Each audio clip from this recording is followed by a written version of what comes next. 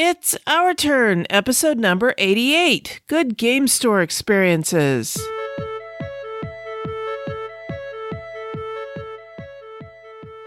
In this episode, Sarah and I welcome Flip Flory to the show to discuss what makes a good experience in a game store.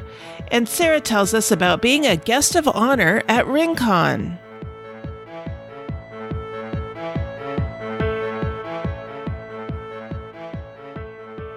This is the Dice Tower Network, adding games to your wish list since 2005.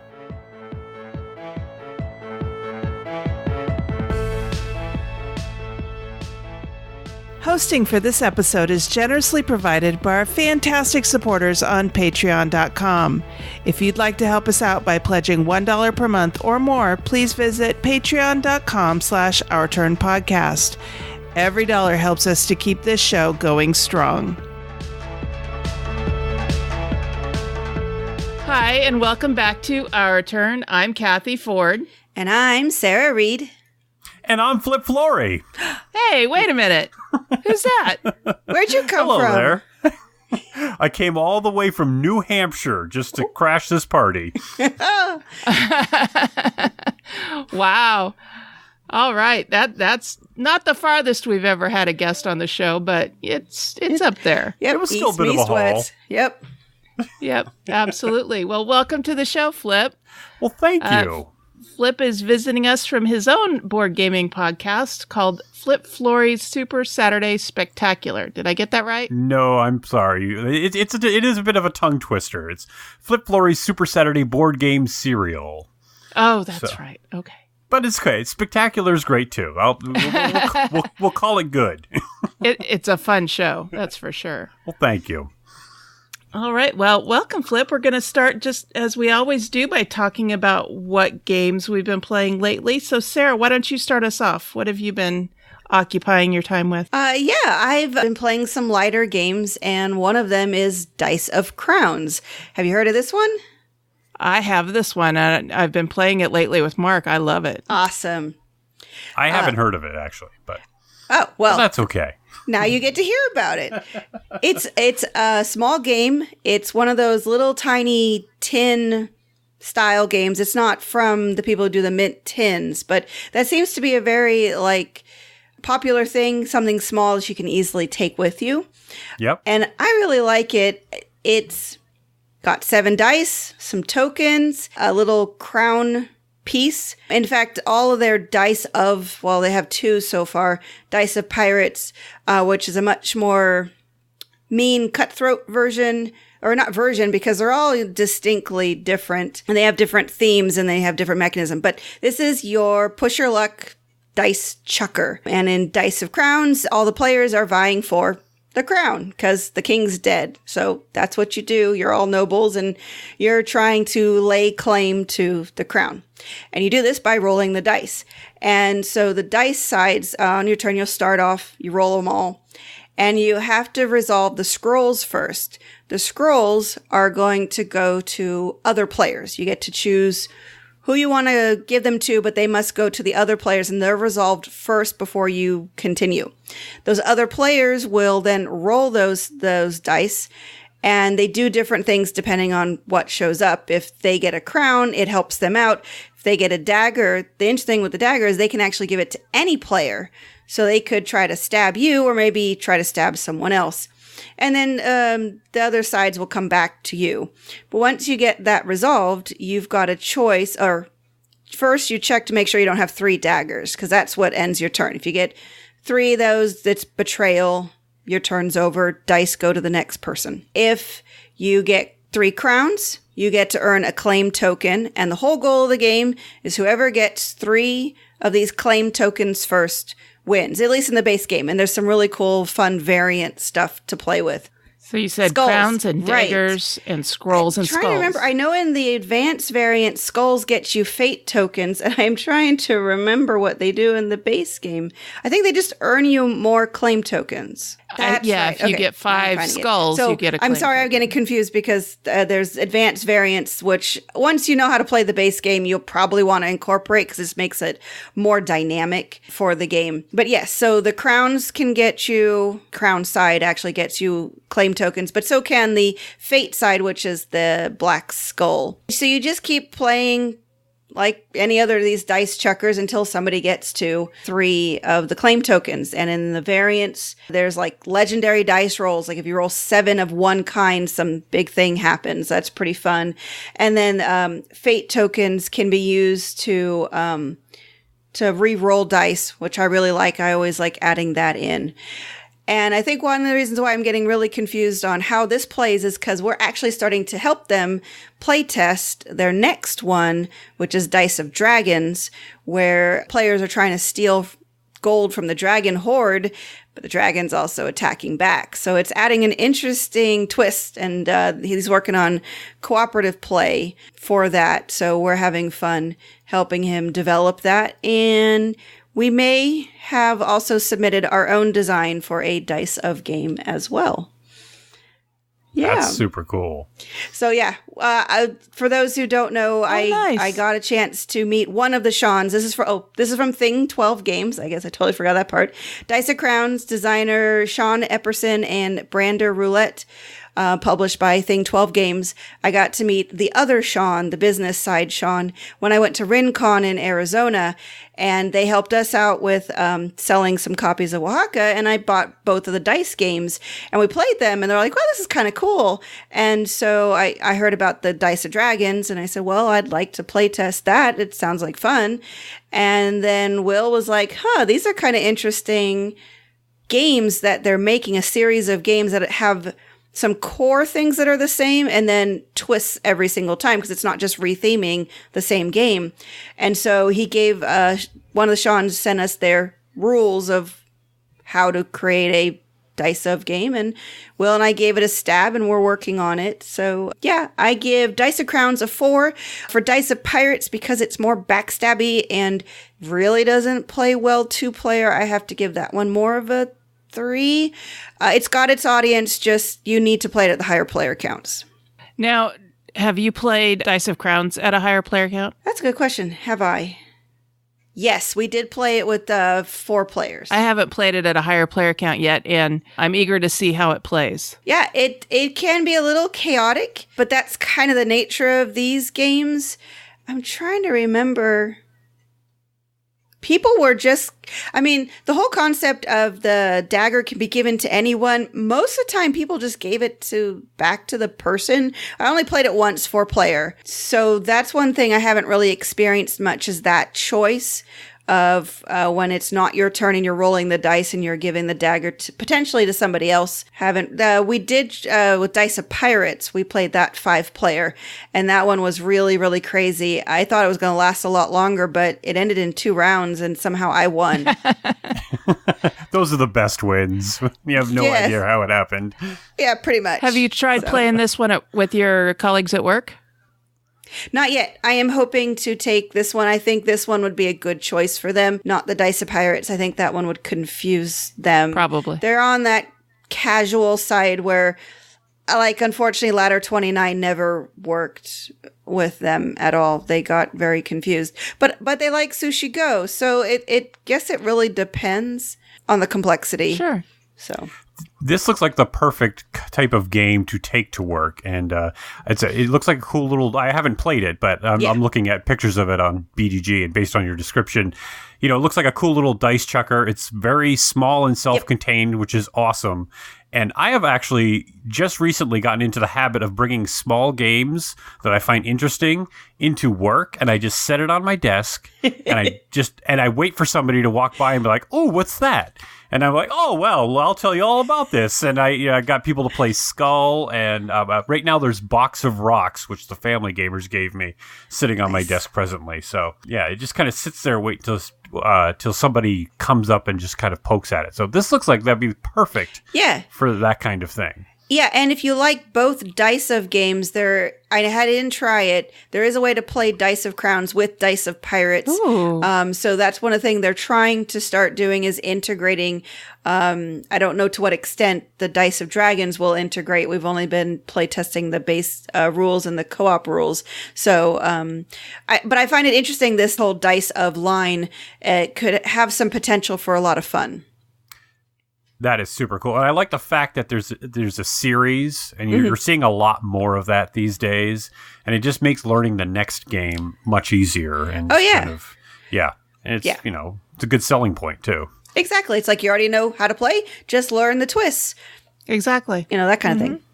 Yeah. All right. So I give that a 4. Nice. Dice of Crowns. Yeah. All right, Flip, what have you got on your table lately? Well, I just recently got to play Dinosaur Island. I don't own it. A friend of mine who does a ton of Kickstarters, he managed to get one of the Kickstarter editions, and we went over to his house and we played it, and I was pleasantly surprised. I really didn't know anything about Dinosaur Island. I knew it was like 80s-tastic. I know it had a very strong Kickstarter. I know it had a great advertisements and everything, but you can only absorb so much board game media, so I kind of kept on walking and like, I'll get a chance to play it sometime, but I never really paid much attention to it. But I really, really enjoyed this game because I'm sure anybody can probably guess. This is a spoof of Jurassic Park. It's set in the 80s. It's got great colors. It's got all these 80s and 90s color palette going on, but you're trying to build a dinosaur theme park. So you're opening up pens where you can hold your dinosaurs, and you're trying to attract visitors. And at the end of each round, you rate your excitement score, and that's how many meeples are going to be, shuffling into your little area of Dinosaur Island. And then there's also I think it's a threat level. And if your threat level is ever higher than your security level, basically your security guards keeping things in order, you basically lose meeples. So people get eaten. So it's got this kind of little tongue-in-cheek thing going on. So it's a resource management game at its core. But the thing I really, really liked about it is that it's a Euro game at heart, but it has this pop culture American theme slathered all over it, and it's just, it works very well together. And the way the board is laid out, you have one board which says right on it, phase 1. This is what you're going to do. You're going to roll all these dice, and then everybody's going to be basically bidding on these dice sort of to get dinosaur DNA to make your dinosaurs and fill your park. And then there's a phase 2 board and a phase 3, and it all flows very well. And there's lots of visual cues to help keep things moving. So I think that's one like barrier to entry with a lot of Euro games. Like you stare at Hansa Teutonica and you're like, holy cow, what is going on here? I mean, I've got this, ancient European dude staring at me, and what does that mean? I'm not quite sure. But this one, it spells it all out very well, and it just flows very well. And it's just a lot of fun. But with every game that I'm looking at, I'm always looking at it from the perspective of bringing gamers into the hobby. Because this game, it looks bright, it looks colorful, it looks like a lot of fun. And everybody judges a game by its cover now and then. And I could see somebody picking this up on a whim saying, oh, Dinosaur Island, this looks like a Jurassic Park game, I'll check it out. And then getting it home and being like, holy cow, I just wanted to roll the dice and move my pawn, So I kind of look at it through that lens, like if I could bring somebody into the hobby that is kind of like just getting into gaming and does want to jump in feet first, how hard would this game to absorb, I guess.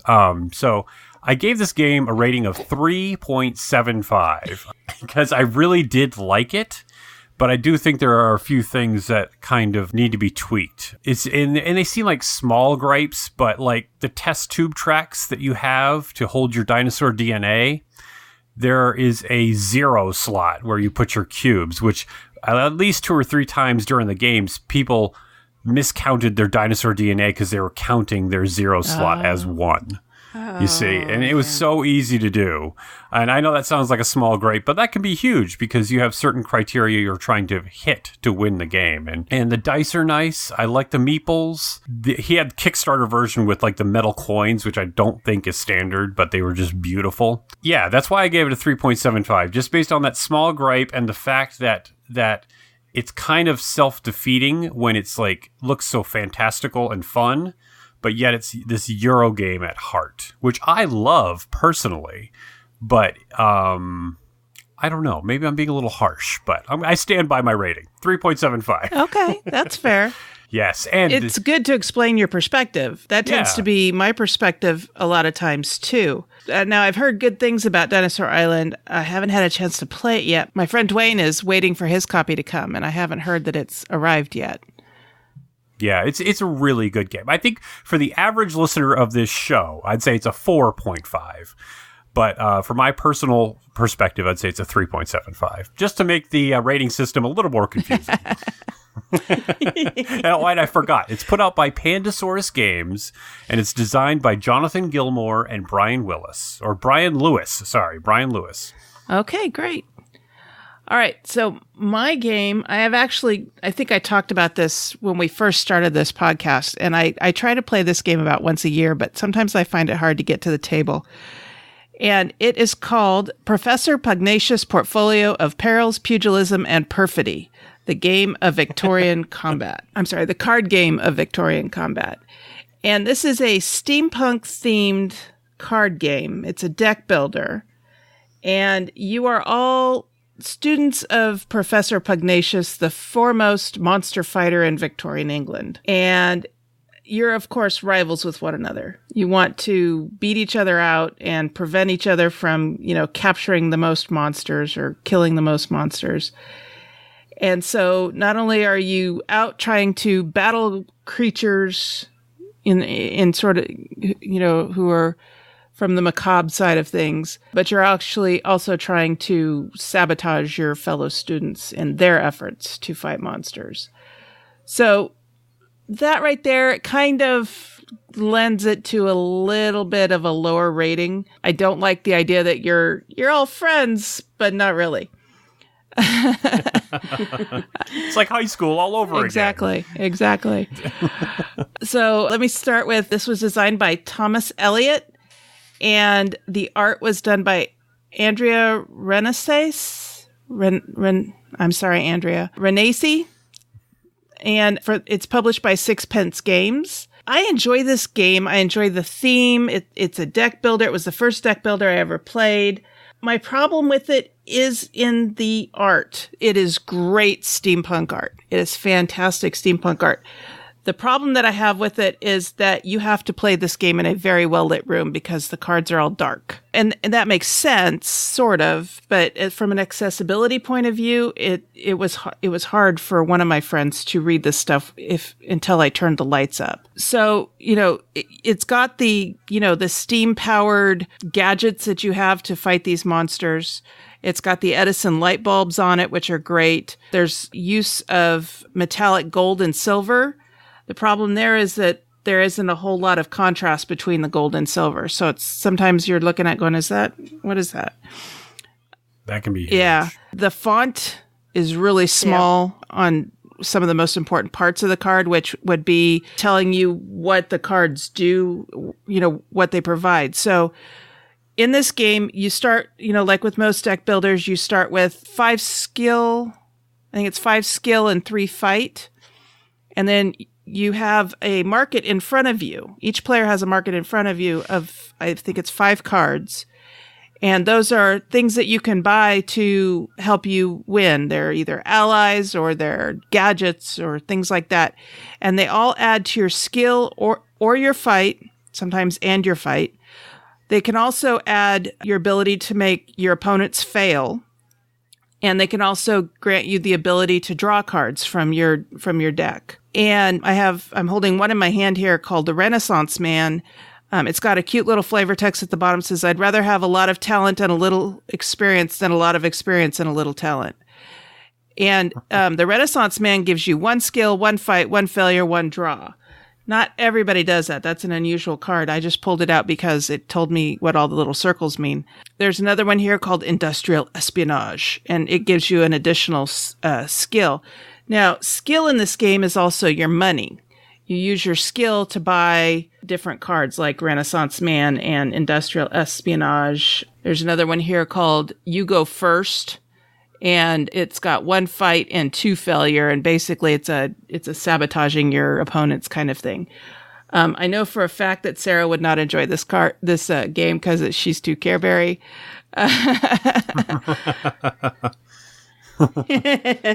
That is very true. I tend to prefer the multiplayer solitaire. I do my thing, you do your thing, we'll compare at the end. Yeah. Yep. Well, this is definitely a player versus player game, which I have no problem with. I enjoy those. Yeah. Like I said, the monsters you're fighting with are on the macabre side of things. There's a medical aberration, which kind of looks Frankenstein-y. There's the ghostly hound, a wraith, horde guardian, will-o-wisps, banshee. There's traps that you can fight. The game is played in phases. One phase is putting down the cards you're going to play that turn.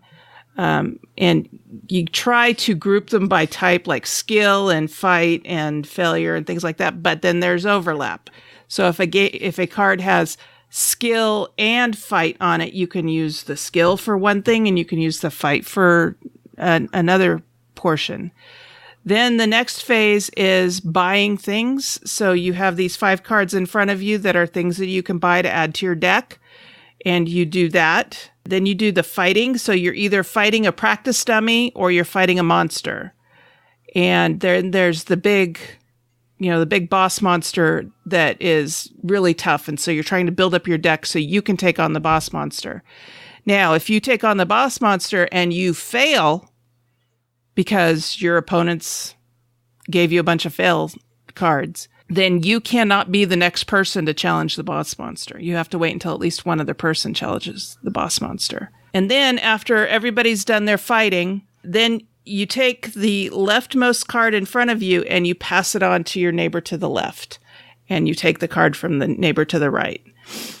And you refill any holes in there. So if you bought 2 or 3 cards, you replace them with cards from the draw pile, and then you move the cards around, which was kind of an interesting mechanic. From what I understand, that nobody I've played with has seen that mechanic before. The game ends when you either run out of monsters or you run out of cards to put into the market in front of you. Whoever has the most victory points wins.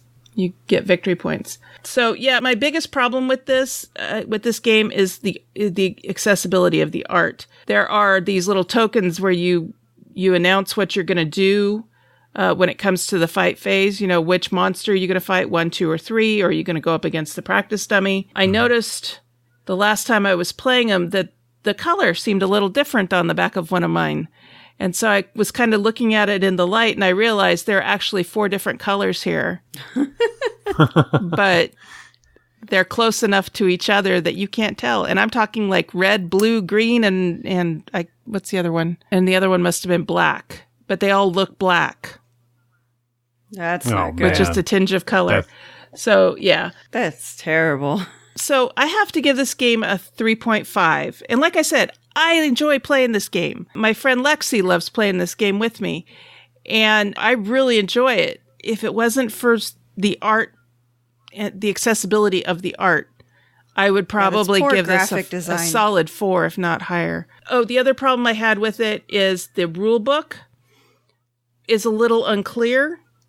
I feel like... Oh, that's the best. I feel like the rule book needed a little more editing for clarity. Not only that, but they say in the rule book, oh, by the way, this is all the rules, including for some expansions we haven't published yet.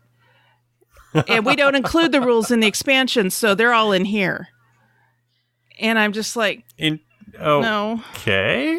Wow, that's really bad. And as I recall, it doesn't say... Yeah, there's nothing in here that says how the rules change with the expansions. It just says, coming up next, here's what the expansions are. But it does say in the rule book, oh, by the way, we don't include the rules in the expansions. So that just didn't seem like...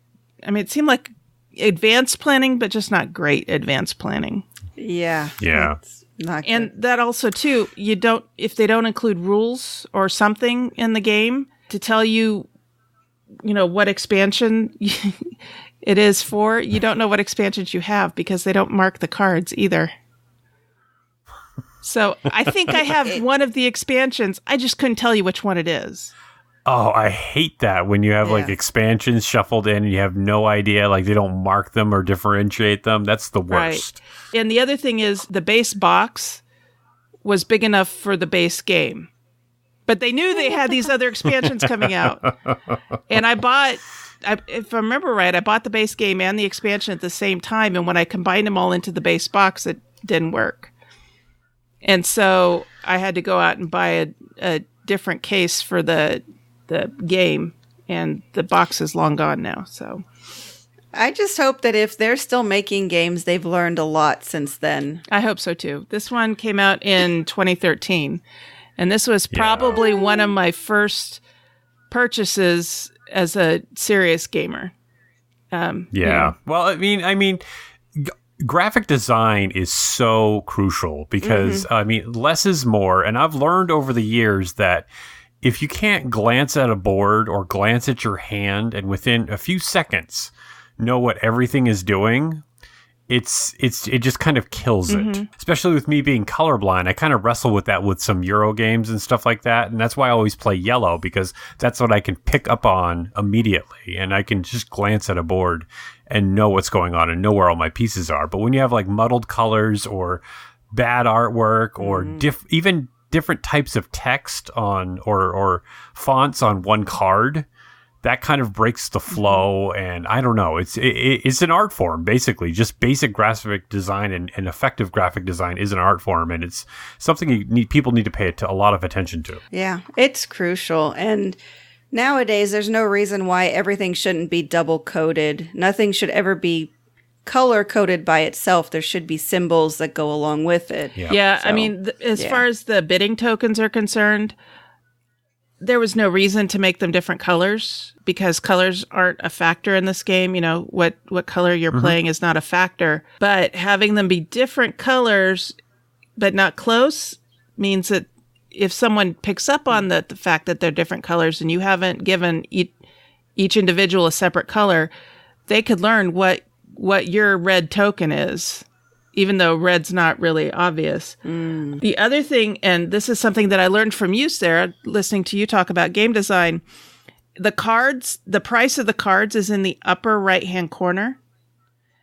So when you fan your cards, you can't tell what the price is. Yeah. I mean, that's not entirely necessary. It is more necessary to be able to see your skills and stuff. But people have kind of gotten used to seeing all the important information on the left-hand side of a card. Anyway, people have gotten used to seeing the important information on, the left-hand side of the cards just from the standard deck of playing cards. One of the other things that I've picked up from listening to Sarah and other game designers is don't introduce new concepts that aren't necessary in your design. If people are used to seeing something in a specific way, then make it in that specific way. And that way they don't have to think about it. Right. There are times to be unique and there are times to follow the pack.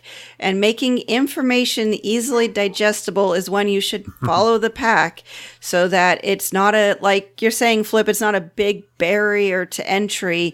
If everybody puts their information on the left-hand side of the card and you're going to have players hold the cards the same way everyone holds their cards, put it on the left-hand side. Don't get creative. If you're doing stuff on the table where all the cards are visible, every single angle's open, sure, you can get creative there, but yeah. So the artwork in this, it is great if you have good vision. I don't have any, others than being nearsighted, I don't have any vision issues as far as color goes, but my friend Dwayne has contrast issues. And so, like Flip, he always plays yellow as well because that's not something he has to worry about. But when I pulled this out, he goes, oh, I said, that's why there's extra light bulbs in the lamps, because I knew this was going to be an issue in the lower lighting. And we ended up, we played a good game, and it was Dwayne and Frank's first time playing it, and I won, which is usually about the only way I beat Dwayne or Frank at something. Like I said, I like this game, but I have to give it a 3.5 just because the art and the rule books kind of bring it down. Yeah, it's hard to recommend it as much as you'll enjoy it. It's got to be the right group of people. And I think for a lot of situation. these reasons, that's why Mark really doesn't like this game. I mean, he would absolutely give it a 1. But and because of that, I don't force it on him. I don't say, oh, come on, please play this. And I needed to play this year because one of my 52 game challenge criteria is a game with alliteration in the title. I was wondering if it was for your 52 challenge again. So that's Professor Pugnacious Portfolio of Perils, Pugilism, and Perfidy the card game of Victorian combat. Try saying that 3 times fast. Nope.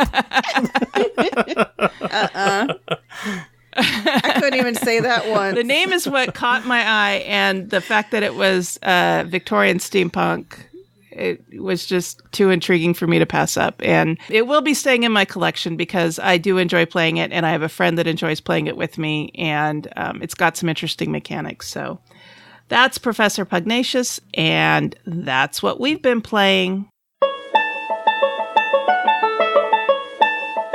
We have set up and been referring to and rating games by our own rating scale. Here's how we are using this scale. 5.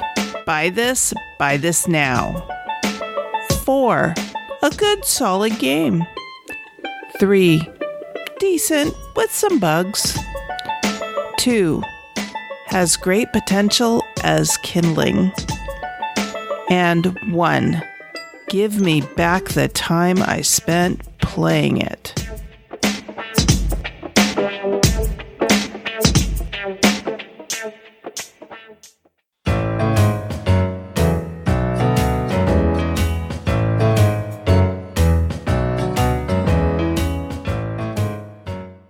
Hey everybody, this is Sarah Reed, and I just wanted to talk for a few minutes about a recent awesome convention that I had the honor and opportunity to go to, and that was Rincon in Tucson, Arizona, September 28th, 29th, and 30th.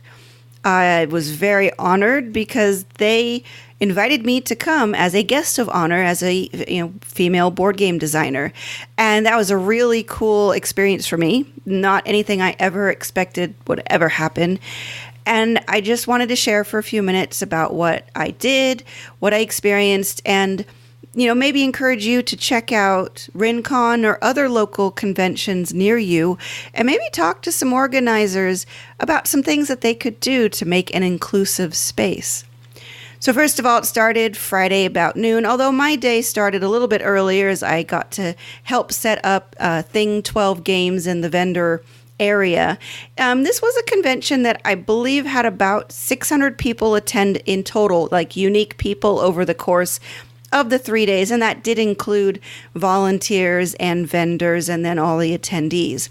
And so this wasn't a large convention, but it was a really good one, I think, because they had a good-sized ballroom that was half vendors. I'd say maybe 15 tables. So it was a good amount of businesses and, individuals selling things. It was really fun to check out. And then the rest of the room was for scheduled events. So I spent a lot of my time there teaching Oaxaca and Project Dreamscape, and then also play testing our games, Warm and Fuzzy Feelings and Broken Skies. And then there were other rooms and areas dotted around that were for open gaming, or they had scheduled role-playing events. They had a nice, good-sized library. They also had panels. I was on 3 of them, so there was some good content there. What I really want to talk about, though, I think, is the women's space. They really wanted to promote women this year, which is part of why I was invited. And there was other women invited to be guests of honor as well, as an artist and a role-playing designer. And this space was really nice. It was very relaxing. It was just one of the hotel suites that one of the volunteers, she ran the whole thing herself. And it was just so comfortable. And so when I heard that this was going to be a thing, I was asked to run some of my games there. And of course, I was like, I don't really care where I run my games. I didn't think much of it. I have to say, I just felt so much more comfortable there. It's amazing. The atmosphere is just more relaxing, more camaraderie, easier. I don't know, just to let your hair down. And I got some really good feedback on the games that we're testing, especially Warm and Fuzzy Feelings. But I really think this is a good idea to create a more inclusive atmosphere. So event organizers, this is something to think about, is having a room or a separate area that is just for women and those who identify as a woman. And you do need someone to run it. So you have to have a host who will always be there, or a couple of hosts so you can have them, change in and out. Mari, she was really, I just think, super great. She did so much of it on her own, out of her pocket. She had snacks and drinks, essentials in the bathroom. I think this is something that all organizers should note and take a look at doing, is in all the women's bathrooms that are accessible for your attendees, it'd be really nice to stock with feminine products and other things that, just kind of are necessary. And that just is one less thing that women have to think about that might spring up and surprise them. The also nice thing about this space is there were some couches because it was a hotel room. So there was tables for playing games and a couple of couches. So sometimes women just went there to sit and relax and just chat. It was, like I said, just a nice space to get away. So you do need a host. If you're going to have food and drinks, that's volunteer time and money. But something I hope more people will think about doing, and hopefully we'll get to the point where we won't need such a thing. But for now, as long as one woman is put off by gaming experiences, it's nice to have this safe space where anyone who identifies as a woman can go and feel comfortable and just play games. So that is one thing I really loved about Rincon. This was the first year they did it, and I just hope they keep doing it. There's, certainly things they can improve, a larger space, probably closer a little bit to the main area. It was kind of far off, so it took some orienting on how to get there. But I think it was just a wonderful space. The highlight of the convention for me would probably be Sunday morning. So Saturday morning, I taught our games and play tested in the women's space, which was just fantastic and wonderful. Sunday morning, a young lady came up to me and she's like, "Did you design the fuzzy game?" And I'm like, "Yeah, that was me."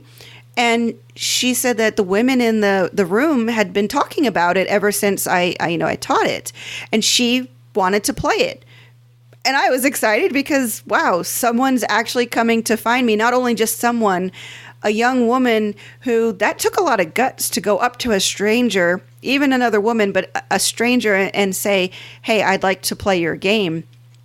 And so, of course, I did, because that was just really awesome. Play tested it with her friend, her mom, and another lady. Oh, I tested with Mari. And so it was really great to get that feedback again, really positive reinforcement that we're taking the game in the right way. And they had fun. It was just so cool. I don't think she had play tested games, but she really enjoyed the experience. And so I hope that encourages her to do more into gaming in the future. So to wrap things up, I just want to say I had a fantastic time at Rincon. It truly was an honor to be invited as a guest. It was a lot of work to be a guest, which is fine.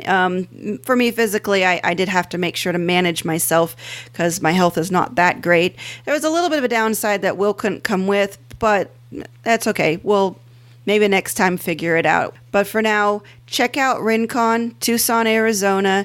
Check out your local gaming conventions and ask them about whether they have a women's room, a women's space, somewhere safe to play.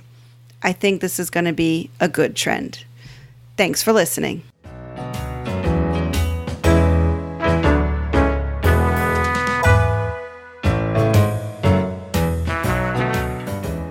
For today's hot topic, Sarah and Flip have joined me to discuss what makes a good game store experience. If anybody has ever walked into a game store and either not felt welcome or felt out of place, then you know what it's like to have a bad game store experience. Or had someone come up to you and treat you like an idiot, whether you're a gamer or not, or address you inappropriately. You know, those all make for bad game store experiences, but we're going to talk more about what makes for a good game store experience, what has stood out in our mind and said, yes, I really enjoyed visiting this store. So, Flip and Sarah, what do you guys think? Who wants to go first?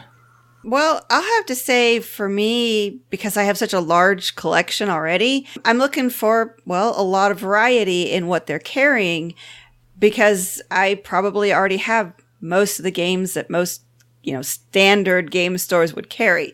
So for me, it's yes, I know you have to carry the standard stuff because there's going to be people walking off the from outside and be like, oh, I'm looking for something more than Monopoly. And yeah, you're going to need Splendor and all those gateway games. But for me, it's, do you have something new? Do you have something unique? Something that's either independent. So do you have any local designer sections? I'm really happy to say that we have a couple of stores in our town that do support and carry local designers. So that's really nice to see.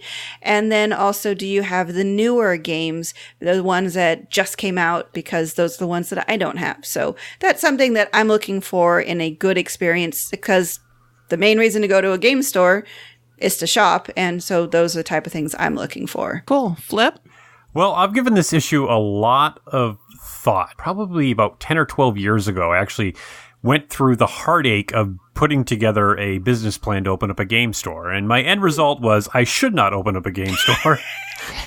That's what business plans are good for. I know. I mean, I worked out all the numbers and everything, but I actually spent a lot of time thinking about this. And I took like a road trip across New England, and I stopped in at a lot of different game stores, and I just talked to the owners, and I said, hey, what's your formula? What do you do to make this work? And I saw a lot of different breeds of game stores, and it was really good because, there's a business side to it, but the side that makes a game store great is the experience. Anybody can go to Amazon and buy games. We all buy games off of Amazon or online in general. So when you're going to a game store, you got to find something that's going to bring you there and bring you back. And it can be a lot of different things. I mean, like there's a game store in New Jersey, I think. It's called Tiki Tiki. They specialize in just all old board games. Like they have stuff from the 70s, the 80s. They probably have stuff from the 60s there. But it's just a fun experience to go through all these stacks of games. And they're just very welcoming. And you can open up boxes and look at stuff. And it's a different vibe than another game store. Like, I've been to game stores that are very Magic centric, and, total props to Magic and Richard Garfield. It revolutionized the comic book and game store industry. In fact, I met my wife playing Magic, so it has a special place in my heart. But that can just take over a store. You go in there and that's, absolutely. Yeah, you don't feel comfortable sitting down and playing a game. So one of the big things that I look for in a game store is if they have dedicated nights to anything else but Magic. Like my local game store, that was one of the first things when my wife and I moved to this area about a year and a half ago, is like, where's the game store? Is it a good game store? And we do have a great game store in our area because every Wednesday night is dedicated to board games, just straight up board games. And they also have one entire day which is dedicated to board games. I think it's one Sunday a month. They just dedicate it entirely to board games. So you can just game your brains out from 10 in the morning till 10 at night. So just having a nice sense of community and vision of what they want and trying to build that community is very important in a game store, I think. And having staff that care, like, do you like this game? Oh, or have you heard of this game? Let me show you something else that's similar, or being educated about that stuff. That's something that's huge. Instead of having that guy or girl behind the counter just shrug their shoulders and be like, I don't know, yeah, I just work here. Exactly. Yeah. Or just playing on their phone or whatever. So I think game stores in this day and age, they really need to strive to build an experience, because brick and mortar stores, they can be a dying breed. So they kind of have to move into an area where they're selling an experience as opposed to a board game. Right. Like having a play space. And I think it's also why the rise of the board game cafes has been so hot too. Mm-hmm. I've actually went to my first board game cafe a couple of weeks ago in Manchester, and we had such a good time. It was just really cool because it was like this perfect marriage of a bar and a game store. It was not one or the other. It was just this unique experience where you could just walk through the stacks and pull out a game and just start playing it and meet people. And it was just really cool. And I see it as the natural evolution of game stores. One of our local game stores, Great Escape, they just recently swapped their space, which was interesting. They had this small store and then a huge play area, and they recently swapped them. And what was interesting was the store was really well air conditioned.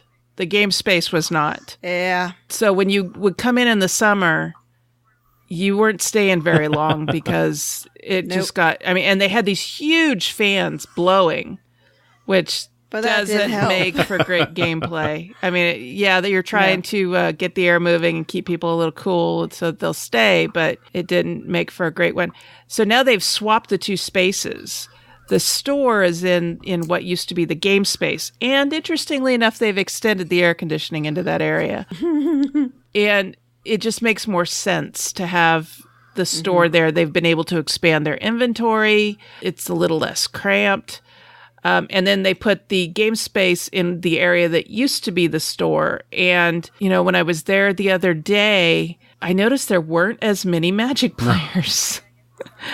Gee, I guess they found somewhere else to play. I don't know, but there was a lot, and it could have just been because there was an event going on. There was a miniatures tournament of some sort going on. There were a lot of miniature players there.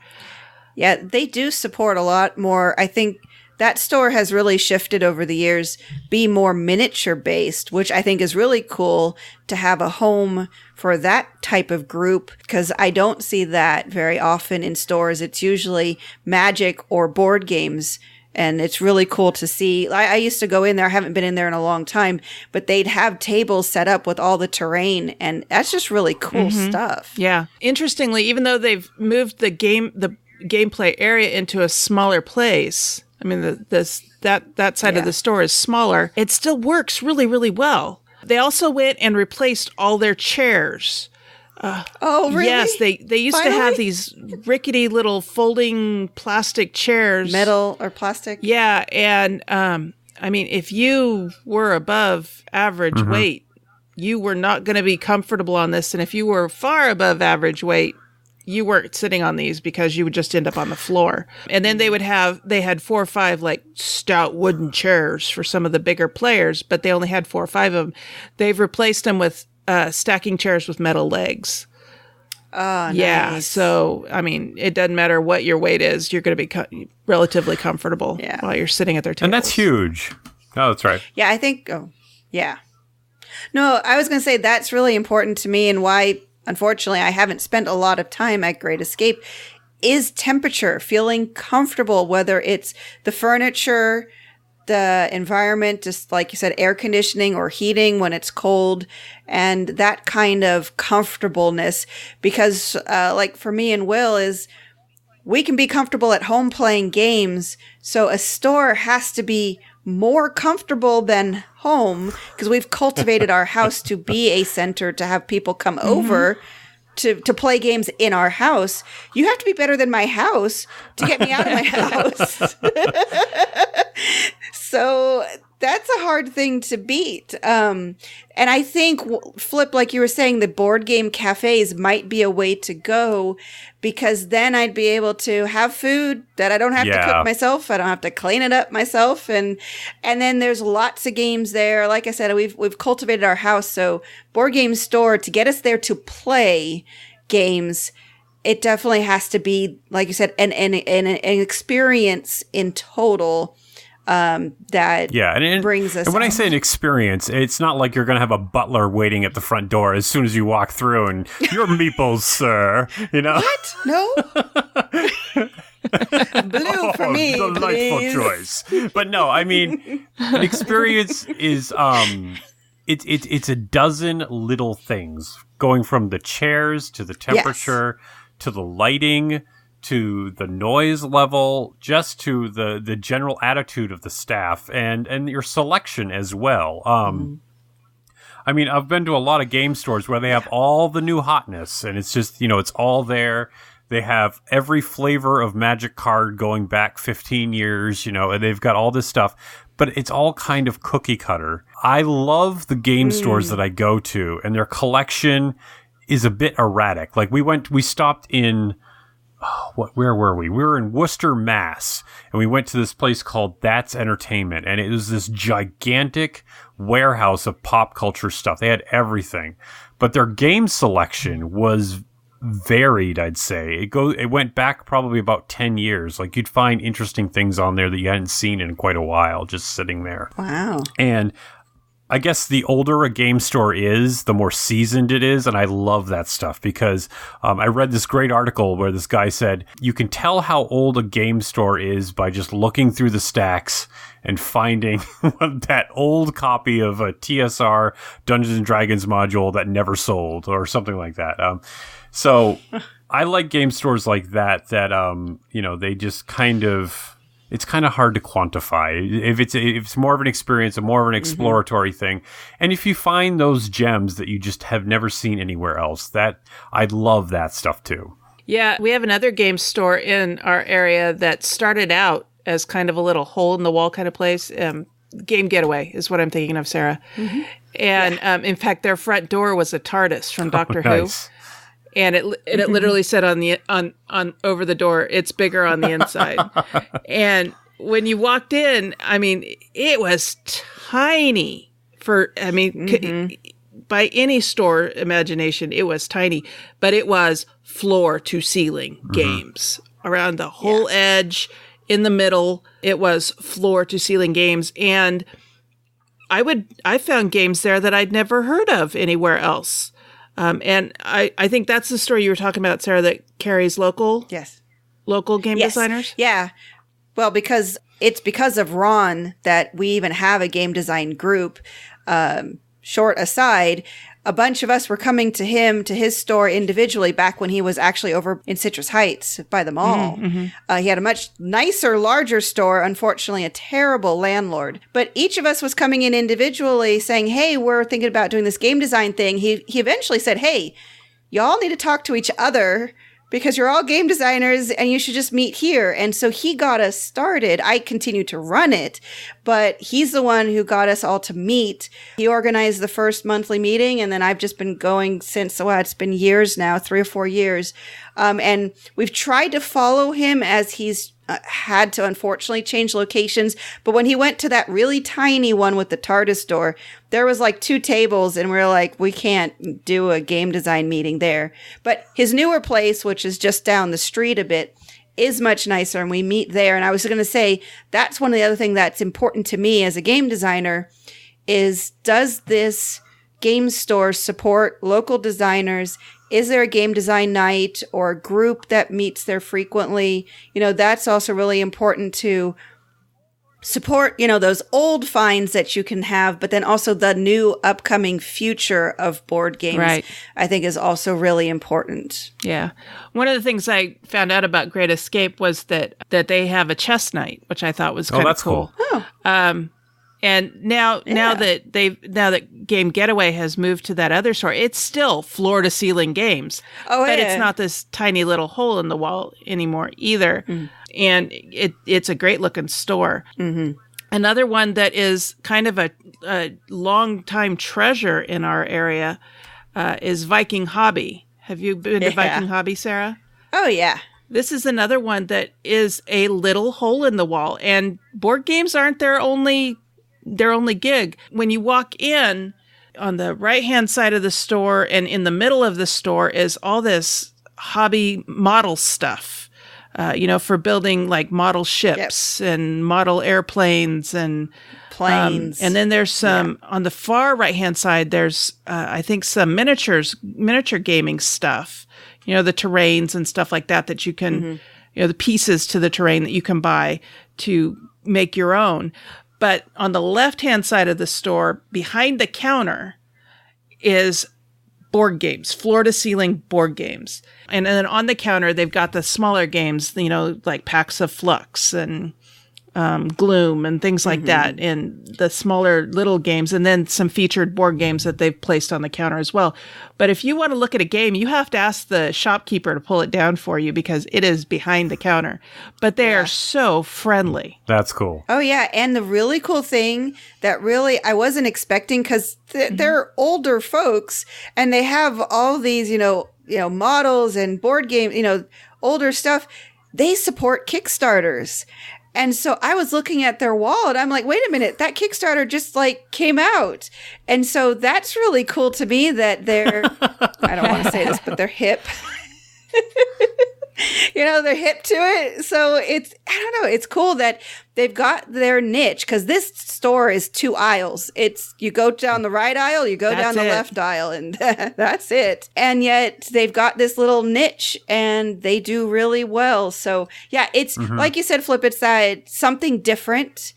Because if you're just cookie cutter, unless you happen to have a really good sale. And I think what it really boils down to, and one thing that I really learned from just over the years and my research too, was that it's all about building a community. That is just first and foremost. And it is not easy to run a business, any business pretty much, but especially in the beginning. And board game stores even more so. It's hard to make a buck and keep things going. It's tough. So you really have to do everything you can do to build that community, and ones that reach out and try to do that with vigor my hats are off to them. I feel like I should mention my local game store, Black Moon Games in Lebanon, New Hampshire. They do a fantastic job of promoting the community. For example, last year at Thanksgiving, they don't have gaming. I think they held it on the Wednesday before Thanksgiving, but basically they don't have gaming that night, and everybody brings food, and they have a Thanksgiving dinner in the store that all gamers can just come together and sit down and enjoy and just, have a good time. Oh, cool. Which I thought was really cool. And another game store from Maine that we absolutely loved was Crossroad Games in Standish, Maine, which Standish is about a half hour into the woods from the nearest big city. So it's kind of out in the middle of nowhere, but has this gigantic play area and this small area for where they actually sell the games. But Brendan and my friend David and Brendan's wife, oh man, I can't remember her name now. This is terrible. Anyway, they run this store, but they're so knowledgeable and they're so caring, and they are so into building a community. You just can see it as soon as you step through the door. And that's what we love about that store. And whenever we're in the area, we'll make a detour to hit that one as well. Nice. Yep. Yeah. Game stores can be great places to find new and interesting games, to meet other gamers. And it's so important that it be a friendly and welcoming place, and especially that it be friendly and welcoming to women and minorities. And walking in and, looking around and having someone come up and explain to you, what mechanics are and, and things like that. And you're like, I'm aware. Thank you. Or, I walked into another game store here in this area. We have a lot of game stores in this area for some reason. Yeah. It's kind of odd. Yeah. But I mean, it's good, but it's weird. I walked into a game store one time. I was taking in some flyers to promote a con in this area. And I walked in, and I kid you not, when I walked in, the whole place went quiet.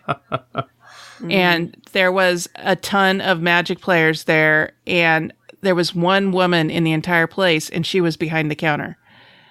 And I quickly went up to her and said, can I leave these flyers here? But yeah, I mean, everybody looked at me kind of like, what are you doing here? Right. And I don't go to that store. I'm not going to mention it either, but I don't go to that store.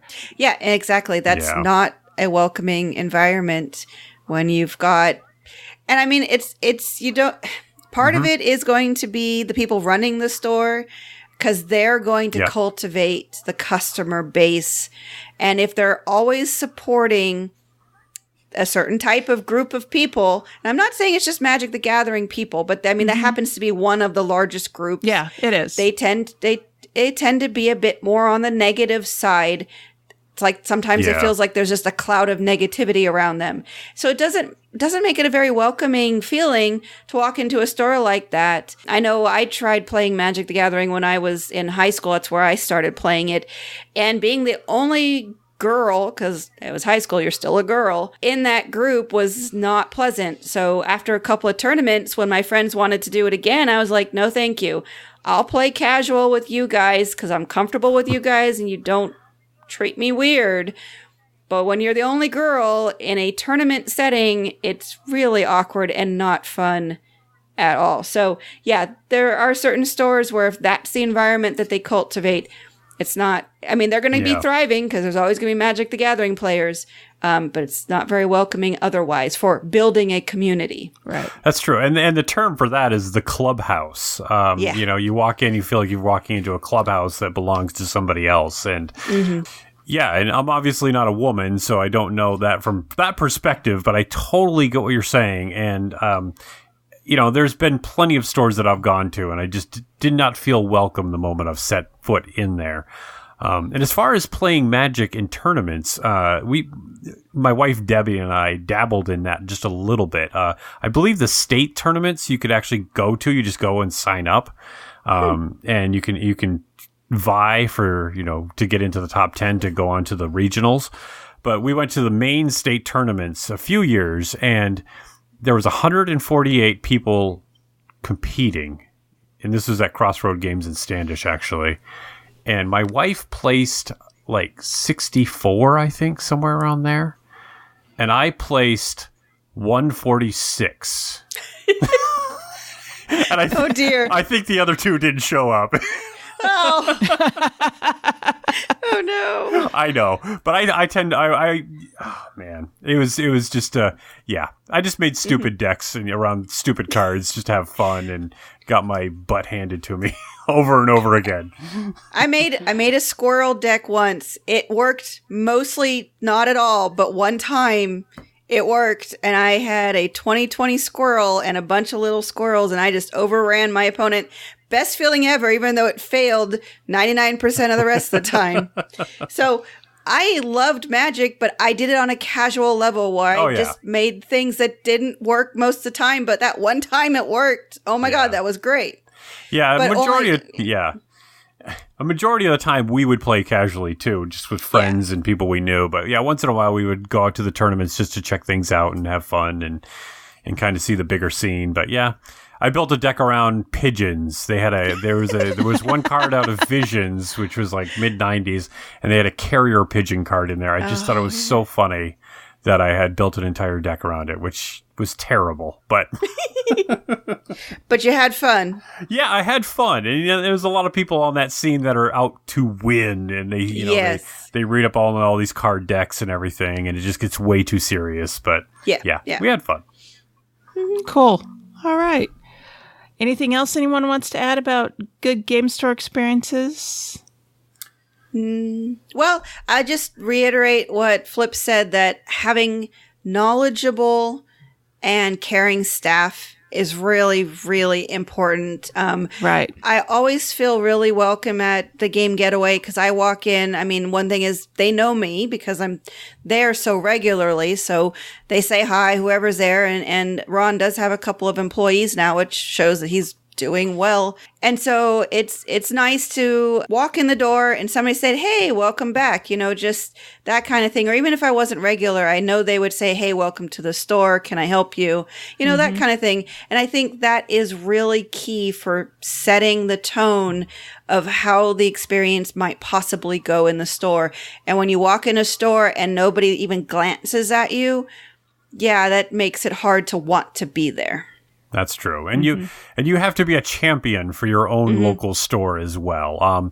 I'm terrible. I'll be like in Target and I'll see a couple looking at a game and I just can't help myself but walk up to them sometimes and be like, oh, I see you're looking at this game, the Bob Ross Art of Chill game. Well, let me tell you a little bit about it. It's really cool and blah, blah, blah, blah, blah, blah, I've done the same thing in Target and Barnes & Noble. Oh, I know. I can't help myself. But you have to be an evangelist for your hobby. And if I can point somebody to my local game store and say, go down there and check this out, or, if I know somebody with a young kid and I know a game that will be right up their alley that they sell at my local game store, make sure to tell them about it and push them down there and help support your local game store that way. Of course, you should be going there yourself, but but yeah, try to get out in the community that you have and just shout about your hobby and try to support your local game store by pushing people down there. Yep. All right. Thank you both for joining me for talking about this today. This has been a good discussion. Oh, it's Agreed. been a lot of fun. All right. So, and what do you think makes a good game store experience? Do you have an idea that we haven't covered here? Let us know. Sarah runs our Facebook group, which is facebook.com/OurTurnPodcast. And we also have a guild on BoardGameGeek.com. It's guild number 2600. So let us know what you think makes a great game store experience. And feel free to plug your favorite local game store.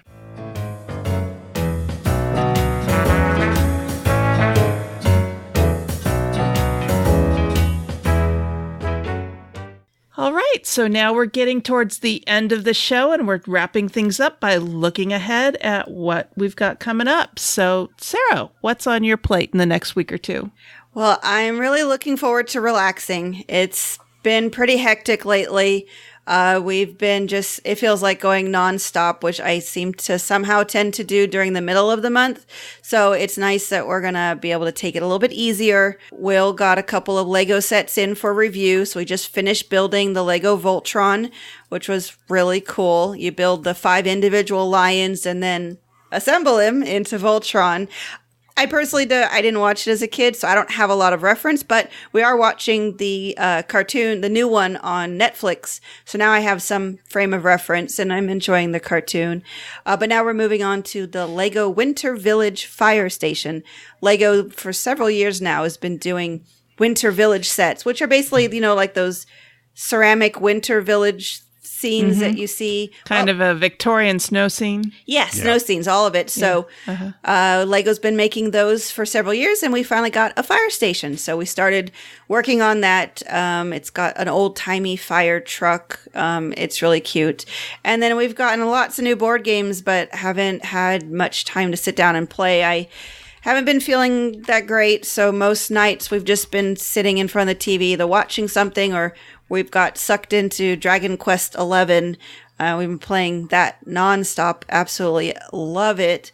So when neither of us are having a lot of energy, it's like board game, Lego, maybe for a little while, and then Dragon Quest. So, yeah. Nice. And then you made another announcement today that is kind of exciting. You got a promotion at work. Yes. Congratulations. Woohoo. Thank you so. Yeah, I'm real excited. I've been trying for this promotion for a couple of years, and for various reasons, it hasn't quite worked out, but I guess third time's a charm. So I found out last week, but they said it was tentative. That's how it works through the state. And then today they announced my old position was open and ready to be filled, and yet they still haven't officially told me that I've started, but I'm sure they will in the next couple of days as they finalize all the paperwork. So, yes, I will be they just changed the names. Research Data Specialist 1. Yeah, I was a Research Data Analyst 2, and while you think, oh no, she went from a 2 to a 1, well, I jumped from one level of classification to the next level because I went from analyst to specialist.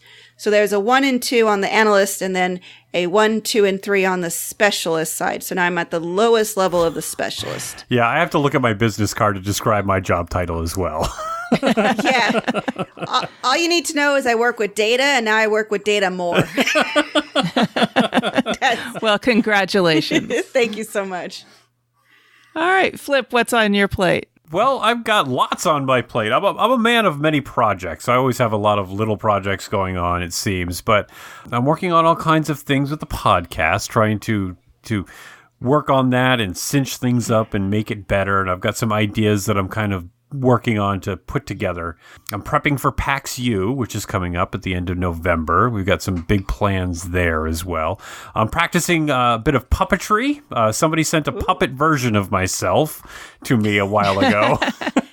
Cool. I know, it was kind of creepy when he first asked me to, do you want a puppet? I'll make a puppet of you. And I was just like, oh, really? And he's like, yeah. And then he sent me a picture and I was instantly in love. So, but I'm going to make some videos. I'm going to do some interviews and stuff, but I need to practice my puppetry. So I've got that on the calendar to practice here so I can be in good shape, good puppetry shape when PAX U rolls around. Painting my Blood Bowl teams. I'm trying to get back into Blood Bowl. It's my number one favorite game. I love that game. And that's one I haven't heard of. What? Yeah, I've heard of it, but it's not my kind of game. Oh, man. We could spend 10 episodes talking about that game. But in short, I love that game because I really believe it's the original legacy game because you have a team. Players can die. They can get injured. You can recruit new players, and it just keeps going and going and going. And I love the game. It's so much fun. But anyway, I haven't painted minis in a long time, and I have a bunch of Blood Bowl teams that need to get painted because that's one of the few games that I will refuse to play with unpainted minis. Most stuff I'll turn a blind eye to, but Blood Bowl holds a special place in my heart, and I will not play with unpainted minis on that. And I'm going to give you a little tidbit here. One of the projects I've been working on is for the board game Heartthrob. When I was on Flip the Table, it was a huge hit on that show. And that's a teenage slumber party game for girls where you try to predict what your opponents are what dreamy boys they want to date. And playing this with 30 and 40-year-old males at cons is just a blast. It is so much fun. But these guys in this game, I've always wanted to track one down just to see, do a whole interview with them, like a where are you now type thing. And I've done a bunch of detective work in the backgrounds trying to find out where they sourced all these dreamy dudes in this game, this Milton Bradley game from the early 90s. And I know it sounds absolutely crazy, but I tracked them down to a certain modeling agency out of Boston, and then they gave me information, and I've got a really good lead now, and I'm so close to finding one of these dreamy dudes who's probably managing a gas station somewhere today. And I know it sounds crazy, but it's just one of these things that once you start going down the rabbit hole, it's going to make a great documentary someday, I'm sure. But I'm going to be going. I've gotten a good lead on getting in contact with some of these guys, so I'm going to be diving into that information and sorting the data and figuring it out and seeing if I can track one of these guys down. So you heard it here first. Nice. And of course, voting. I am going to be voting because it's, a very important civic duty. Not to get all serious, but get out and vote, people. Yep. Yes, absolutely. Very important. And you get a free sticker when you vote. That's pretty cool. Which I always bring it home and I stick it on my copy of 1960 Making of a President. I always mail ours in, so we never get the sticker anymore. Boo. I know they should keep it. They should put it in the envelope, have it specially sealed, so that until you drop it off, you can't open it up. But anyways, I like getting the sticker, but I also like the convenience of voting from my kitchen table. I can see that. Well, you could always drop it off at your polling place. Yeah, that takes time. And you voted at your kitchen table and got the sticker too. That's true. I should look one of those, but it's already in the mail. And Mark and I stick them on our monitors for our computers. So, yeah, nice. Well, I too will be voting. But game-wise, I'm looking forward to playing all of the new Kickstarters I've been getting. I have so many Kickstarter games coming in. And not to mention, I still have shelves of unplayed games or underplayed games that I'm still working on. I set up a challenge for myself to get through anywhere from 25 to 50% of my unplayed games next year. Wow. Not gonna happen. I'm predicting it right now. Hey, I'm only going for 20. 25 is a qualified success. 50% is an unqualified success. Yes, but I have no doubt that collection is continually growing. and shaping and molding, and it's that's It's 25 to 50% of the games that were on the shelf on January 1st. Oh, I see. I see. So anything that comes in after January 1st isn't included. Yeah, I kind of that's a good way to go. Yeah, I kind of made that resolution this year of playing like all my unplayed games. I think I've maybe got like 10 to the table, but it's always really cool. It's like, but that's progress. I know, but it's like, man, that thing's been staring at me for 6 years. This is pretty cool. I should have played this earlier. I know it. I've been working on getting unplayed games to the table, and I had one of those games that's been on my shelf for like 6 years. It was Dragon Riders of Pern. I did a review on it a couple of episodes ago, and that was okay, I've played it. That's nice. Yeah. But I've played some others too that I'm like, why did I wait so long? Yep. Okay.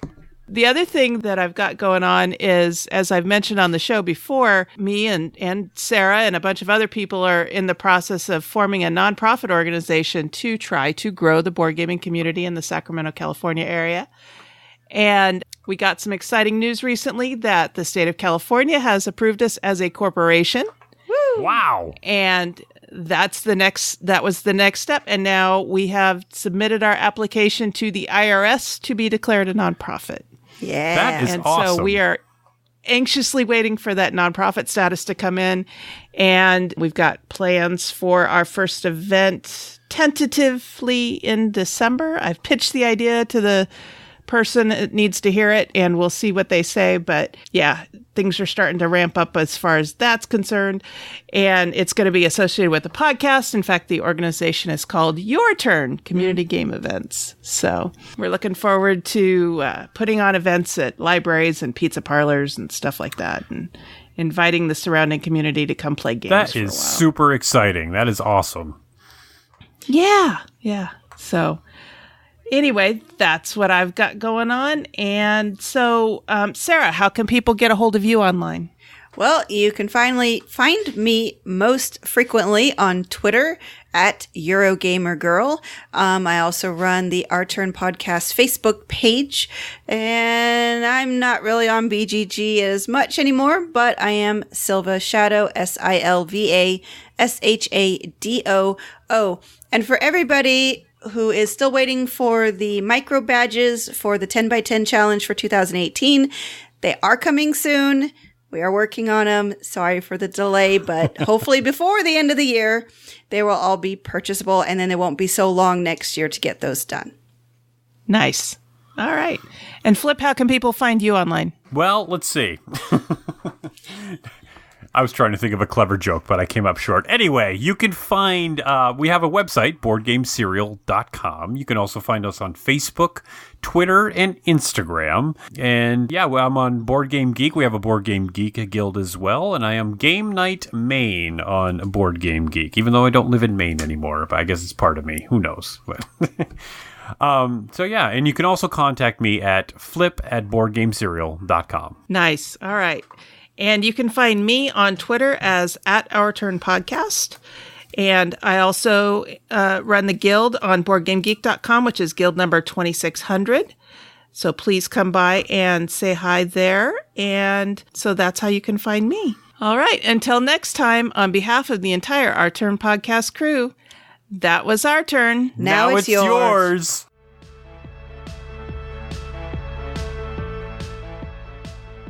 Thank you for listening. This episode was recorded on October 24th, 2018, and is written and produced by Cathy Ford, Sarah Reed, and Flip Flory with assistance from Mark Ford.